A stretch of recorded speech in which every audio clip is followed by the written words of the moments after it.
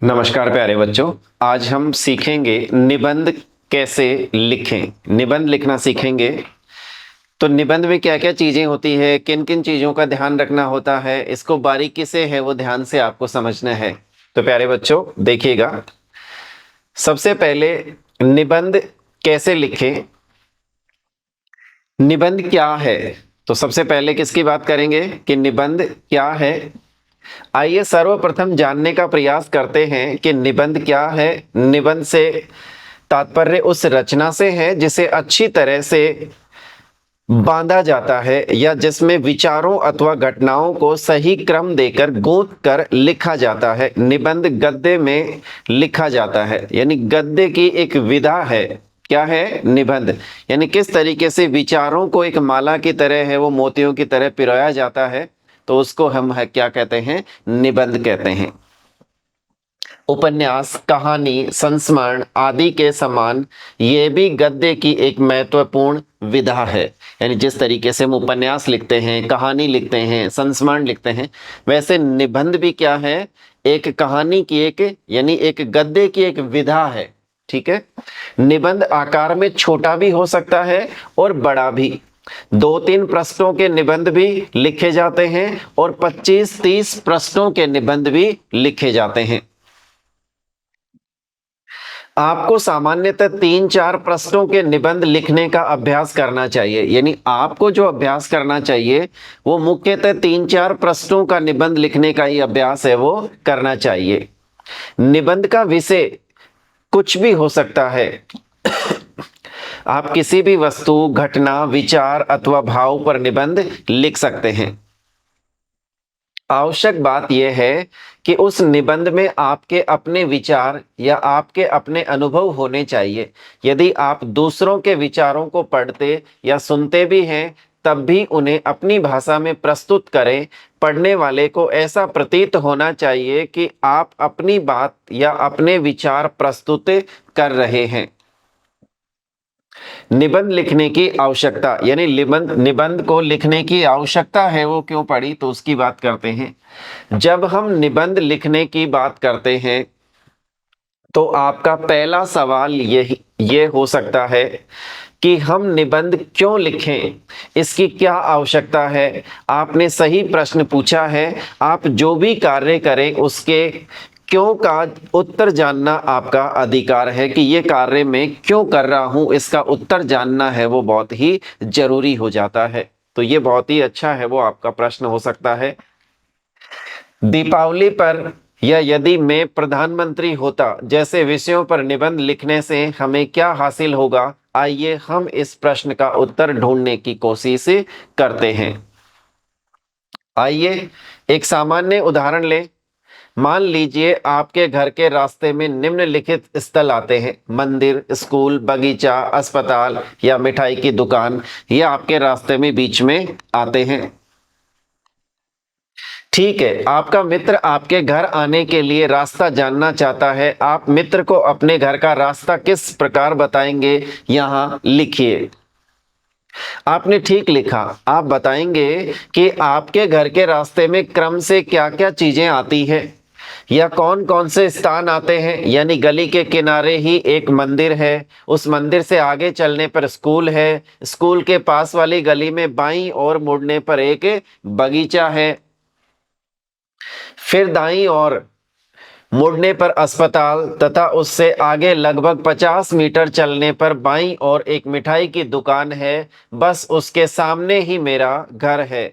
आप यह तो नहीं बता सकते कि मेरे घर के रास्ते में एक बगीचा आता है, एक मंदिर, एक मिठाई की दुकान, एक अस्पताल और एक स्कूल। ऐसा सुनकर आपका दोस्त और चाहे कहीं भी पहुंच जाए लेकिन वह आपके घर तक नहीं पहुंच सकता।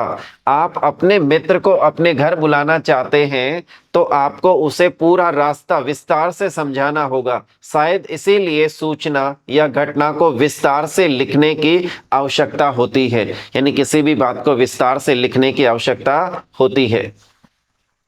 विस्तार से क्रमबद्ध लिखने का यह तरीका ही निबंध का जन्मदाता है। आइए अब निबंध लिखने की बात करें। निबंध में हम किसी विषय पर अपने विचार क्रम से और व्यवस्थित ढंग से इस प्रकार लिखते हैं कि पढ़ने वाला हमारी बात को समझ सके और उससे प्रभावित हो सके। यानी निबंध क्यों लिखें, कैसे लिखें, उसमें क्या क्या बातें होनी चाहिए, उस सब के बारे में हमें है वो ध्यान रखना होगा।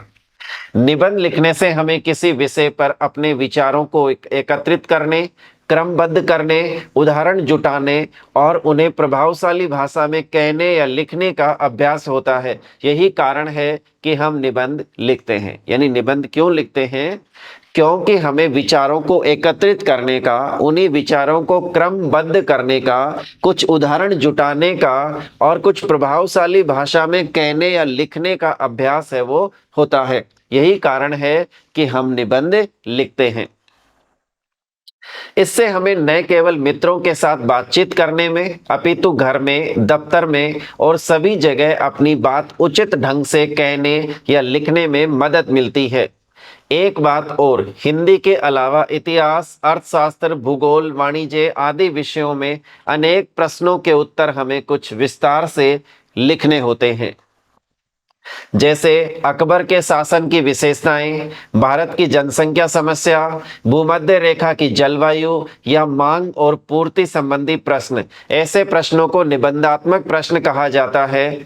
उनके उत्तर लिखने में भी निबंध लेखन का अभ्यास काम आता है। यानी वो जो अब उत्तर लिखेंगे, निबंधात्मक उत्तर लिखेंगे, तो जो निबंध लिखने का जो अभ्यास है, इससे आप उन उत्तरों को आसानी से लिख सकते हैं। हाँ, तो अब आप समझ गए कि निबंध लिखने का अभ्यास करने की आवश्यकता क्यों है। समझ गए ना? तो क्यों है आवश्यकता, इसको है वो आप समझ गए होंगे। चलिए अब बात करते हैं निबंध के प्रकार की, कि निबंध है वो किस किस प्रकार के होते हैं। आइए अब निबंध के बारे में कुछ और बातों को जानने की कोशिश करें। विषय और लिखने वाले की मनस्थिति, यानी एक तो उसका विषय क्या होना चाहिए और लिखने वाले की मनस्थिति क्या होनी चाहिए, उसके बारे में। तो मनस्थिति के अनुसार अलग अलग तरह के निबंध लिखे जा सकते हैं। इस प्रकार निबंध अनेक प्रकार के होते हैं। कौन कौन से होते हैं देखते हैं। निबंध 3 प्रकार के हो सकते हैं। वर्णनात्मक निबंध, जिसमें वर्णन किया जाता है। विचारात्मक निबंध, जिनमें विचारों को प्रस्तुत किया जाता है। और भावनात्मक निबंध, यानी भावात्मक निबंध, जिसमें भावों का है वो विशेष प्रभाव होता है। तो इस तरीके के निबंध है वो हो सकते हैं। सबसे पहले देखते हैं हम वर्णनात्मक निबंध, कि वर्णनात्मक निबंध कौन सा है। वर्णनात्मक निबंध में किसी वस्तु, घटना, प्रदेश आदि का वर्णन किया जाता है, यानी उसके बारे में है वो डिटेल से बताया जाता है। उदाहरण के लिए होली, दीपावली, यात्रा, दर्शनीय स्थल या किसी खेल के विषय पर जब हम निबंध लिखेंगे तो उसमें विषय का वर्णन किया जाएगा, यानी उस विषय का क्या किया जाएगा, वर्णन किया जाएगा। और इस प्रकार के निबंधों में घटनाओं का एक क्रम होता है। इनमें साधारण बातें अधिक होती है, ये सूचनात्मक होते हैं तथा इन्हें लिखना अपेक्षाकृत सरल होता है। यानी अपेक्षाकृत इनको लिखना क्या होता है, सरल होता है। दूसरा है विचारात्मक निबंध। विचारात्मक निबंध लिखने के लिए चिंतन मनन की अधिक आवश्यकता होती है।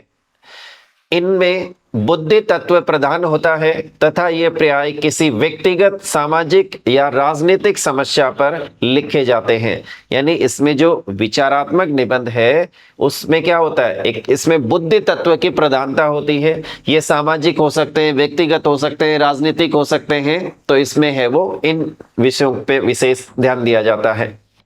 दूरदर्शन का जीवन पर प्रभाव, दहेज प्रथा, प्रजातंत्र आदि किसी भी विषय पर विचारात्मक निबंध लिखा जा सकता है। इसमें विषय के अच्छे बुरे पहलुओं पर विचार किया जाता है, तर्क दिए जाते हैं तथा कभी कभी समस्या को हल करने के सुझाव भी दिए जाते हैं। भावात्मक निबंध। भावात्मक निबंध या भाव प्रधान निबंध में आप विषय के प्रति अपनी भावनात्मक प्रतिक्रिया व्यक्त करते हैं। इनमें कल्पना की प्रधानता रहती है। इसमें किसकी प्रधानता रहती है, कल्पना की इसमें प्रधानता रहती है। तर्क की बहुत अधिक गुंजाइश नहीं होती, यानी तर्क ज्यादा इसमें है वो दे नहीं सकते, क्योंकि भावनाओं पे है, इसलिए भावात्मक है वो निबंध। इसमें तर्क की ज्यादा गुंजाइश है वो नहीं रहती है। उदाहरण के लिए मित्रता, बुढ़ापा, यदि मैं अध्यापक होता आदि विषयों पर निबंध लिखते समय आप अपनी भावनाओं को खुलकर व्यक्त कर सकते हैं। भाव की तीव्रता होने के कारण इन निबंधों में एक प्रकार की आत्मीयता या अपनापन रहता है। ये अपनापन ही इस प्रकार के निबंधों की विशेषता है। अपनापन ही इस प्रकार के निबंधों की क्या है? विशेषता है। इसी प्रकार निबंध को विषय वस्तु के आधार पर भी अनेक वर्गों में बांट सकते हैं, जैसे सामाजिक निबंध, सांस्कृतिक निबंध, देश प्रेम या राष्ट्रीय चेतना परक निबंध, विज्ञान, तकनीक एवं प्रौद्योगिकी परक निबंध, व्यायाम एवं खेल संबंधी निबंध, शिक्षा एवं ज्ञान विषयक निबंध। तो ये है वो, इसमें इसी प्रकार के निबंधों में है वो आते। तो अब देखिएगा, जो विषय वस्तु के आधार पे हम निबंधों को इस तरीके से बांट सकते हैं। राजनीतिक निबंध प्रेरक व्यक्तिगत यानी प्रेरक व्यक्तित्व है कि जो हमें उससे है वो प्रेरणा मिले। सुक्ति परक निबंध मनोरंजन के साधन, भाषा, साहित्य एवं प्रभाव परक निबंध आदि। निबंध के अंग यानी मुख्य रूप से जब हम निबंध लिखते हैं तो उसके मुख्य रूप से 3 अंग है वो होते हैं। और वो 3 अंग प्रमुख कौन से? सबसे पहले तो भूमिका, यानी उस निबंध की, उस विषय वस्तु की एक भूमिका तैयार करते हैं। भूमिका के बाद में दूसरा जो है वो विषय वस्तु, यानी उसके बारे में डिटेल से बताना, उसकी विषय वस्तु के बारे में है वो लिखना। और अंत में सार रूप में आप क्या लिखेंगे? उपसंहार है वो लिखेंगे। तो इस तरीके से निबंध के प्रमुख रूप से कितने अंग होते हैं? 3 अंग है वो होते हैं। सबसे पहले विस्तार से हम भूमिका के बारे में है वो जानेंगे। भूमिका को प्रस्तावना भी कहते हैं, यानी इसी भूमिका को दूसरा नाम क्या है? कुछ लोग प्रस्तावना कहते हैं, कुछ लोग भूमिका कह देते हैं। इसमें निबंध के विषय को स्पष्ट किया जाता है कि निबंध किस बारे में है। भूमिका रोचक होगी तभी पाठक निबंध पढ़ने के लिए उत्सुक होंगे। सवाल यह आता है कि निबंध की भूमिका कैसे लिखी जाए। निबंध की शुरुआत किसी लेखक, कवि, चिंतक या राजनीतिज्ञ के कथन से की जा सकती है।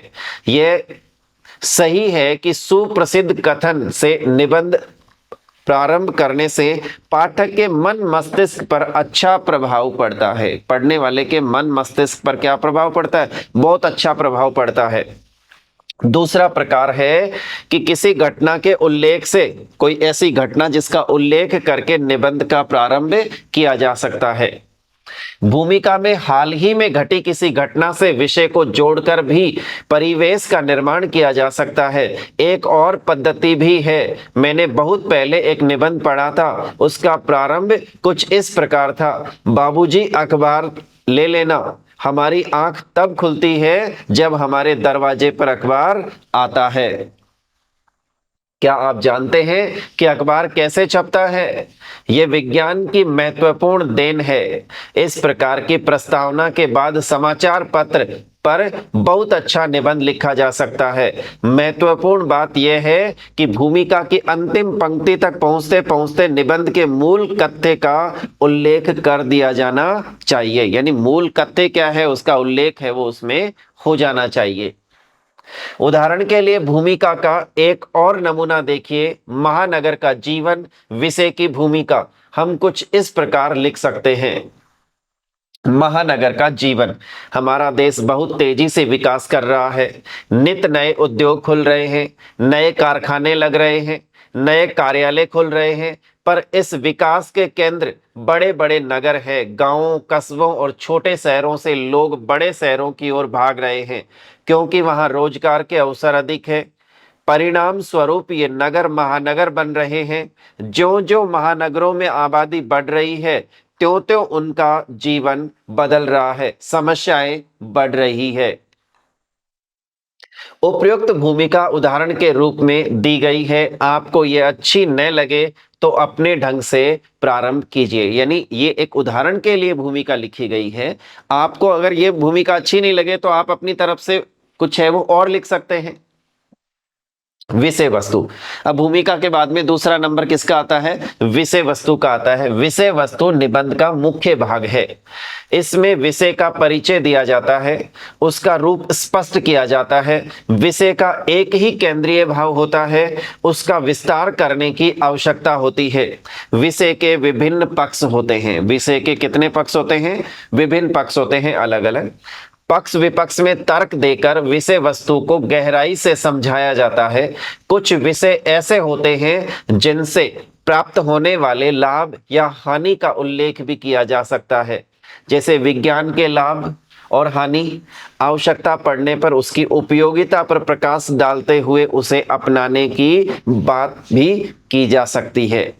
अगर आवश्यकता पड़े तो उसको कैसे अपनाया जाए उसकी भी बात है, वो हम उसमें करेंगे। जैसे समाचार पत्र पढ़ना किसी चीज की बुराइयों का संकेत करते हुए उसे त्यागने पर बल दिया जा सकता है, जैसे दहेज प्रथा। इसी अंश में आप अपना मत भी प्रस्तुत कर सकते हैं। अपना मत देते समय विनम्र भाषा का प्रयोग करना अच्छा होता है, यानी अपना मत प्रस्तुत करते हुए आप किस भाषा का प्रयोग करेंगे? विनम्र भाषा का प्रयोग है वो करेंगे। यह भी ध्यान रखना चाहिए कि कोई ऐसी बात न कही जाए जिसका प्रभाव किसी एक पक्ष के लिए आपत्तिजनक हो।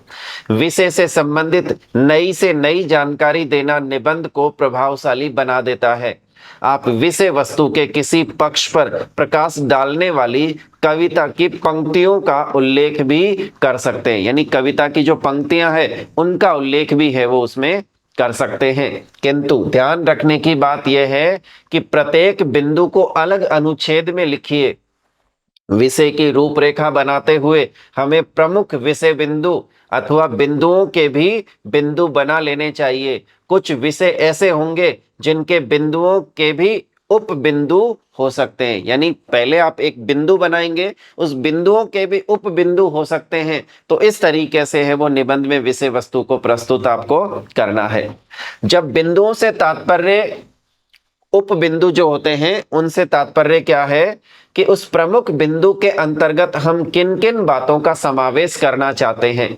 जैसे दहेज प्रथा पर निबंध लिखते हुए विषय वस्तु के मुख्य विषय बिंदु और उप बिंदु इस प्रकार हो सकते हैं। कैसे हो सकते हैं देखिएगा। सबसे पहले आप इधर मुख्य विषय बिंदु लिखेंगे, जैसे दहेज क्यों।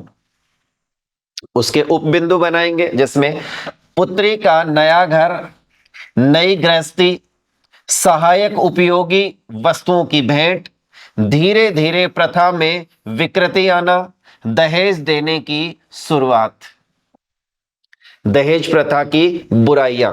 अब दूसरा बिंदु क्या हो गया? दहेज प्रथा की बुराइयां। अब बुराइयां क्या क्या हो सकती है उसके उप बिंदु देखिएगा। सबसे पहला, विवाह पूर्व दूल्हे के लिए भावताव, यानी विवाह से पूर्व दूल्हे के क्या है? भावताव।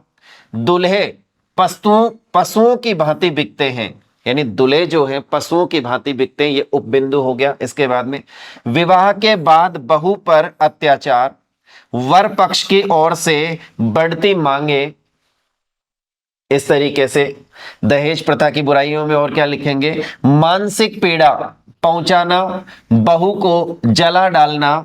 तो आइए देखें कि हम इन्हें अनुच्छेदों में कैसे पिरो सकते हैं। ये तो हमने बात की बिंदु और उप बिंदुओं की। हम इनको यानी अनुच्छेद जो होते हैं अनुच्छेदों में अलग अलग है वो किस तरीके से पिरो सकते हैं, तो बात करते हैं। पहला मुख्य बिंदु क्या है इसका? दहेज क्यों। दहेज प्रथा का जन्म पुरानी सामाजिक प्रथाओं में ढूंढा जा सकता है। विवाह के बाद लड़की एक नए घर में जाती है, उसे नई गृहस्थी बसानी होती है। अपना नया घोंसला बनाने में उसे अधिक असुविधा न हो इसलिए उसे कुछ उपहार देने का रिवाज था। उपहार में उसे गृहस्थी में काम आने वाली वस्तुएं जैसे बर्तन, वस्त्र, गहने आदि स्वेच्छा से दिए जाते थे।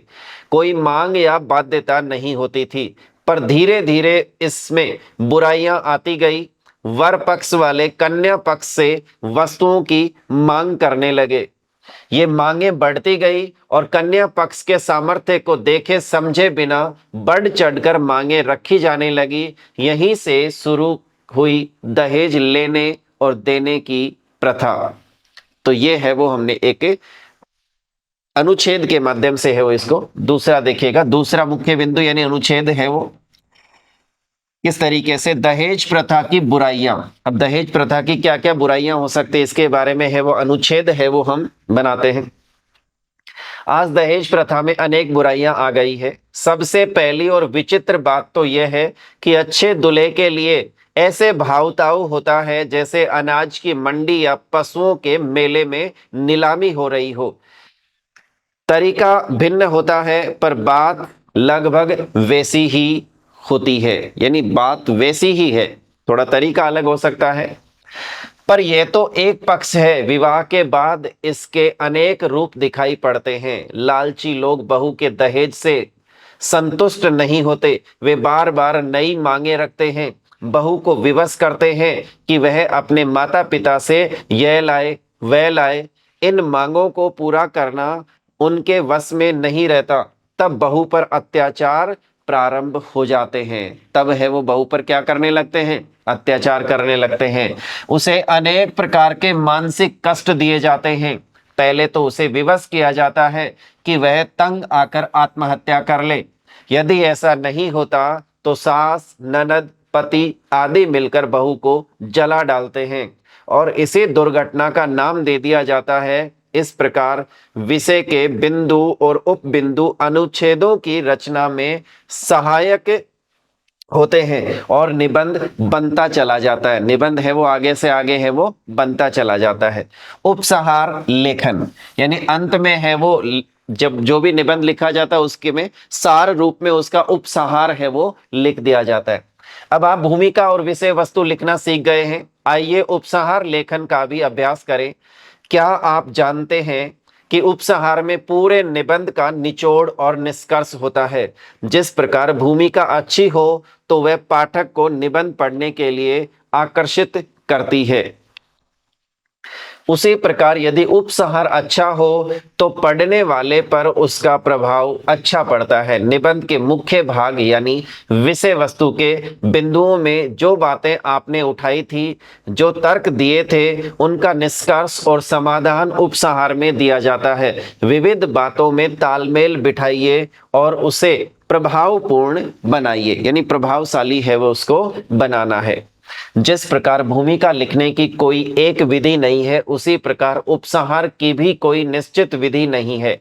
आप किसी सूक्ति से भी निबंध का उपसंहार लिख सकते हैं। प्रभावी उपसंहार लिखने की सफलता की एकमात्र कसौटी यह है कि उसके बाद निबंध अधूरा सा न लगे, यानी उस उपसंहार के बाद में जो निबंध है वो अधूरा सा नहीं लगना चाहिए। ऐसा न लगे कि अभी कुछ छूट रहा है या पढ़ने वाला सोचे कि अभी कुछ शेष है। आइए नमूने के तौर पर देखें आधुनिक नारी निबंध के लिए निम्नलिखित 2 प्रकार के उपसंहार। अब आधुनिक नारी जो एक निबंध का शीर्षक है उस पे है वो उपसंहार देखते हैं। पहला तरीका क्या है, इस प्रकार स्पष्ट है कि आज की नारी प्रत्येक क्षेत्र में पुरुष के कंधे से कंधा मिलाकर राष्ट्र निर्माण में सहयोग दे रही है, परंतु पुरुष का उसके प्रति दृष्टिकोण अब भी पुराना और पिछड़ा हुआ है। वह उसे बंधन में रखना चाहता है, उससे ईर्ष्या करता है, उसे विलासिता की वस्तु मानता है। पर यह स्थिति अब अधिक दिन नहीं रहेगी। अब नारी अपना सामर्थ्य और अपना लक्ष्य दोनों जानती है, उसे लक्ष्य पाने से कोई नहीं रोक सकता। ये पहला तरीका है। दूसरे तरीके से अगर उपसंहार लिखते हैं तो पुरुष और नारी सदा ही एक दूसरे के पूरक रहे हैं। नारी आज पुरुष की भांति शिक्षित है, उसे संविधान से अधिकार मिले हुए हैं, पुरुष का सहयोग भी उसे प्राप्त है, वह प्रगति के मार्ग पर आगे बढ़े, इस पर किसी को कोई आपत्ति नहीं। पर उसे यह नहीं भूलना चाहिए कि पुरुष के बिना उसकी उपलब्धि की प्रशंसा भी कौन करेगा। इसलिए अच्छा यही है कि वह पुरुष की संगिनी और मित्र बनी रहे। यानी ये 2 तरीके हैं जिनसे है वो उसकी भूमिका यानी उसका है वो उपसंहार है वो आप लिख सकते हैं। अब है वो निबंध का जो नमूना है उसको देखिएगा आप कि किस तरीके से एक निबंध है वो लिखते हैं। अब तक हमने निबंध के अलग अलग भागों पर चर्चा की, आइए उनके उदाहरण भी देखें। यहाँ हम एक पूरा निबंध उदाहरण के रूप में दे रहे हैं। इसको पढ़कर आप समझ सकेंगे कि किसी विषय पर पूरा निबंध कैसे लिखा जाना चाहिए। इस निबंध को ध्यान से पढ़िए, सोचिए और समझिए। सबसे सुंदर देश हमारा, यानी इसका शीर्षक क्या है? सबसे सुंदर देश हमारा। इस भूमंडल पर सैकड़ों देश है, एक से बढ़कर एक, छोटे बड़े, गर्म ठंडे, धनी निर्धन, अनेक प्रकार के देश। पर सारे भूमंडल में शेर सा सिर उठाए, अंगद के पांव सा अटल, सूरज सा प्रखर, चांद सा उजला, बस एक ही देश है, मेरा देश, भारत देश। तभी तो इकबाल ने कहा है, सारे जहां से अच्छा हिंदुस्तान हमारा। तीन तीन सागर रात दिन इसके चरण पखारते हैं, अथाह सागर की लहरें एक पर एक आकर इसके तटों पर सिर पटकती है, पर इसकी था नहीं पाती, निराश लौट जाती है। प्रकृति ने इसे अपनी प्रियतम पहचान दी है, बर्फीला हिमालय इसे भव्य रूप देता है, सुंदरता यानी सुंदरतम बनाता है। कश्मीर से उत्तर पूर्व प्रांतों तक फैला हिमालय सदा धवल सदा शीतल, ऐसा है इसका मुकुट। गंगा यमुना इसके गले का हार है, सतलुज नर्मदा ताप्ती महानदी कृष्णा कावेरी इसकी धमनियां है। इसका जीवन है, विंध्य सतपुड़ा इसके कमरबंद है, अरावली श्रृंखला इसकी धूसर अलके हैं, यानी बालों की जो लटे हैं वो है अलके। ऐसा सुंदर सलोना मोहक है इसका रूप, तभी तो देवता भी मेरे देश में जन्म लेना चाहते हैं। मेरे देश की धरती सतरंगी है, कहीं हरे भरे खेत तो कहीं सरसों, कहीं सूरजमुखी का पीलापन तो कहीं टेसू की लालिमा, और कहीं गेहूं धान के रंग बदलते खेत, केरल के ताड़ नारियल काजू कहवा के बगीचे, सतपुड़ा के घने वन, कश्मीर की केसर की क्यारियां, असम के चाय के बाग, सब मिलाकर मेरे देश के सौंदर्य को 1000 गुना कर देते हैं। यानी मेरे देश का जो सौंदर्य है उसको 1000 गुना बढ़ा देते हैं। मेरे देशवासियों की वेशभूषा देखिए, रंगीले राजस्थान की ओढ़नी, गुजराती पाग, पंजाबी सलवार कुर्ता, हरियाणा की घाघरी, बनारसी साड़ियां, कश्मीरी फेन, हर प्रांत का कोई ना कोई विशेष पहनावा इतना सुंदर इतना मोहक कि विदेशी पर्यटक देखते ही रह जाते हैं। तीज त्योहार हो या मेले उत्सव हो, मेरे देशवासियों के कंठों से लोक गीतों की लहरें फूटकर सारे वायुमंडल को गुंजा देती है। नाचते पैरों की थिरकन तो बस देखते ही बनती है, साथ में इतने विविध वाद्य कि बस पूछिए मत। इतने विविध यानी विभिन्न प्रकार के वाद्य यंत्र हैं जिसके बारे में तो पूछे ही मत। विशेषताएं तो और भी है मेरे देश में, इतने बड़े देश के सौंदर्य को भला शब्दों में कैसे बांधा जा सकता है। अनेक कवियों ने लेखकों ने इसकी प्रशंसा में बहुत कुछ लिखा है, पर इसके सौंदर्य का संपूर्ण वर्णन कोई नहीं कर सका। नित बदलते रूप का संपूर्ण वर्णन भला कैसे हो सकता है। हर भोर इस देश में नया रंग भरती है, हर शाम इसे नया रूप देती है। हम तो बस इतना ही कह सकते हैं, सबसे सुंदर सबसे प्यारा देश हमारा।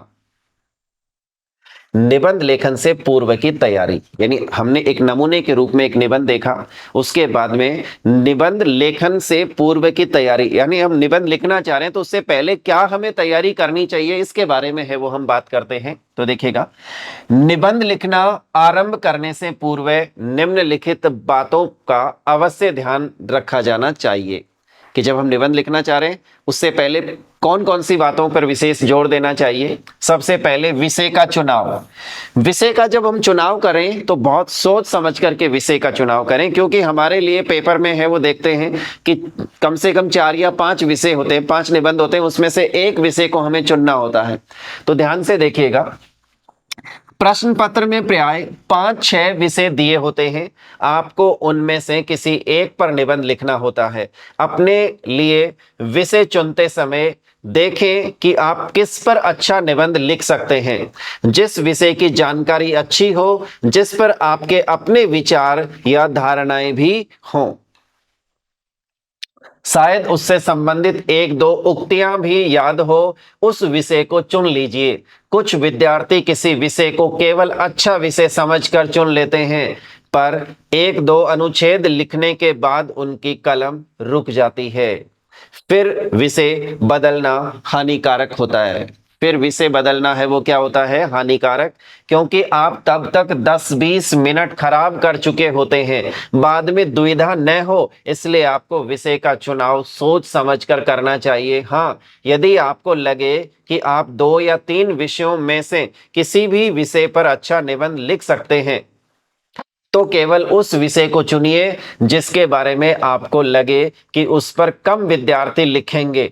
जहां अनेक विद्यार्थी एक ही विषय पर लिख रहे हों, वहां किसी नए विषय पर लिखा गया निबंध मौलिक बन जाता है और ऐसा निबंध परीक्षक पर अच्छा प्रभाव डालता है। दूसरा, रूपरेखा का निर्माण। सबसे पहले आपने विषय चुन लिया, उसके बाद में उसकी रूपरेखा का निर्माण करना, रूपरेखा तैयार करना। मनपसंद विषय चुनने के बाद कॉपी के सबसे पीछे वाले रफ काम वाला, जो पीछे वाला रफ पृष्ठ होता है, उस पर आप उसकी रूपरेखा बना लीजिए। भूमिका, वर्णन और उपसंहार में आप क्या क्या देना चाहेंगे, इसका निर्धारण पहले से कर लेने पर लिखने में सुविधा होती है। लिखने में सुविधा भी होती है और फिर बीच में काट छांट करने की भी जरूरत नहीं पड़ती। इसलिए पहले से रफ पेज जो है उसमें एक भूमिका, विषय वस्तु और उपसंहार के बारे में डिटेल से लिख लें, कौन कौन से बिंदु है उसमें लेने हैं। इसके निबंध में क्रमबद्धता बनी रहती है और दोहराव नहीं होता। जैसे महानगर का जीवन विषय चुनने पर रूपरेखा कुछ इस प्रकार की हो सकती है। भूमिका, नगर और महानगर। महानगर किसे कहते हैं? महानगरों की विशेषता, मेरा महानगर, इसका जीवन। अब विषय वस्तु में क्या लिखेंगे? महानगर में भीड़ भाड़, आवास की समस्या, निवास और कार्यस्थल की पूरी यानी दूरी, जो निवास जो हम रहते हैं उस निवास से और कार्यस्थल के बीच की जो दूरी है वो भी, यातायात की समस्या, व्यस्तता और समय का अभाव, तड़क भड़क, शान शौकत और गरीबी। प्रदूषण में ध्वनि प्रदूषण है, वायु प्रदूषण है, जल प्रदूषण है, स्वास्थ्य संबंधी समस्याएं हैं, बड़े बड़े अस्पताल, फिर भी चिकित्सा साधनों की अपर्याप्तता, आसपास ढेरों लोग होते हुए भी आपसी परिचय का अभाव, सुख सुविधाएं, रोजगार की संभावनाएं, देश विदेश से संपर्क, ये इसकी विषय वस्तु हो सकती है। इसके बाद में हम उपसंहार की अगर बात करें तो उपसंहार में बुराइयां और अच्छाइयां भी, यानी इससे महानगरों से क्या क्या बुराइयां क्या क्या अच्छाइयां हैं। उद्योग धंधों के कारण व्यवस्था, यानी उद्योग धंधों के कारण व्यवस्था हो जाती है महानगरों की तरफ पलायन। और कुछ सुझाव, इसके लिए कुछ आप सुझाव भी है वो उसमें उपसंहार में दीजिएगा। तो इस तरीके से एक रूपरेखा तैयार कर लेने से निबंध लिखने में आसानी हो जाती है। ऊपर रूपरेखा का एक नमूना दिया गया है। जरूरी नहीं कि आप भी ऐसी ही रूपरेखा बनाएं। भूमिका में आप तीव्र औद्योगिक विकास के कारण गांवों से शहरों की ओर हो रहे पलायन का उल्लेख कर सकते हैं। वर्णन में आप चाहें तो महानगरीय सुख सुविधाओं पर बल दे सकते हैं और चाहें तो केवल गरीबों के बेबस बेसहारा जीवन पर भी लिख सकते हैं। अब आपको कुछ ध्यान रखने वाली बातें हैं, उनका विशेष है वो आपको ध्यान रखना है कि कौन कौन सी बातों पर आप विशेष ध्यान रखेंगे निबंध लिखते समय। सबसे पहले देखिएगा, कुछ और भी बातें हो सकती है जो किसी निबंध को अच्छा निबंध बनाने में सहायक होती है। आइए उनकी भी कुछ चर्चा कर ली जाए। सबसे पहले आपको ध्यान रखना है कि उसकी भाषा कैसी होनी चाहिए। भाषा के प्रति सजगता जरूरी है। वाक्य छोटे छोटे हों और परस्पर संबंध हो। लंबे वाक्य न केवल उबाऊ होते हैं, उनमें रचना दोष होने की संभावना भी रहती है। वाक्य हर प्रकार से शुद्ध लिखने का प्रयास करना चाहिए। वर्तनी की अशुद्धियों से बचें। आवश्यक नहीं कि शुद्ध तत्सम या कठिन शब्दों की भरमार हो। ये जरूरी नहीं है कि उसमें तत्सम शब्द हो और बहुत ही कठिन शब्दों का प्रयोग करें। सिंपल और तद्भव शब्दों का भी प्रयोग है वो कर सकते हैं, जिससे पढ़ने वाले हैं वो आसानी से उसको समझ सके। सरल प्रचलित शब्दों का प्रयोग निबंध को स्वाभाविक बनाता है। हाँ, अंग्रेजी, अरबी और फारसी के शब्दों के अनावश्यक प्रयोग से बचना चाहिए। जैसे मिष्टान विक्रेता, ये तत्सम के स्थान पर मिठाई का दुकानदार या मिठाई वाला या मिठाई बेचने वाला शब्द चल सकते हैं, पर स्वीट मर्चेंट शॉप लिखना ठीक नहीं है। यानी स्वीट मर्चेंट शॉप लिखना तो बिल्कुल ही सही नहीं है। तत्सम जैसे शब्द है मिष्टान विक्रेता, तो इसकी जगह आप सिंपल यानी मिठाई वाला है वो या मिठाई की दुकान वाला या इस तरीके से है वो लिख सकते हैं। आपने इस पुस्तक में स्थान स्थान पर मुहावरों के प्रयोग ध्यान से पढ़े होंगे। आप जानते हैं कि मुहावरे भाषा में जान डाल देते हैं, अतः यथासंभव आप उनका भी प्रयोग करें। यानी यथासंभव जहां जितना संभव हो सके आप मुहावरों का उसमें प्रयोग करें। रूपाकार यानी उसका किस तरीके का आकार है वो देना है। निबंध लिखना सीख लेने पर जीवन में बड़े बड़े निबंध लिखने का अवसर भी आपको प्राप्त हो सकता है, परंतु परीक्षा में आपको केवल 300-400 शब्दों का निबंध लिखना होता है। भूमिका और उपसंहार के एक एक अनुच्छेद पर्याप्त है। भूमिका और उपसंहार केवल एक ही अनुच्छेद में लिखें। एक अनुच्छेद में उपसंहार लिखेंगे, एक अनुच्छेद में है वो उसकी भूमिका है वो तैयार करेंगे। प्रत्येक नई बात नए अनुच्छेद से प्रारंभ करें और उस अनुच्छेद में उसी बात पर अपने विचार लिखें। यानी उसी बात पर है वो आपको विचार है वो लिखने हैं। वाक्य परस्पर गूंथे हुए हो, विचार क्रमबद्ध हो, उनमें कसाव हो, दोहराव न हो, एक बिंदु को अधूरा छोड़कर दूसरे बिंदु का उल्लेख न करें। यानी एक बिंदु को आपने अधूरा छोड़ दिया और दूसरे बिंदु को आपने फिर से शुरू कर दिया, तो ऐसा है वो आपको हरगिज नहीं करना है, बिल्कुल भी नहीं करना है। पूरे निबंध में विचारों और भाषा का सहज प्रवाह हो। पूरे के पूरे निबंध में यानी भाषा का और जो विचार है उनका सहज है वो प्रभाव होना चाहिए। तो इस तरीके से इन बातों का आपको है वो ध्यान रखना है किसमें, निबंध में। तो आप एक सुंदर एक प्रभावशाली निबंध लिखने यानी निबंध लिख सकते हैं। आप लिखने का आपको धीरे धीरे अभ्यास है वो करना चाहिए, जिससे आपको है वो जैसे निबंधात्मक प्रश्न करते हैं तो उसमें भी है वो आपको सहयोग मिलेगा और लिखने की कला है वो आपकी बहुत ही सुंदर हो जाएगी। तो उम्मीद करता हूं आपको ये है वो समझ में आया होगा। तो नमस्कार प्यारे बच्चों, धन्यवाद।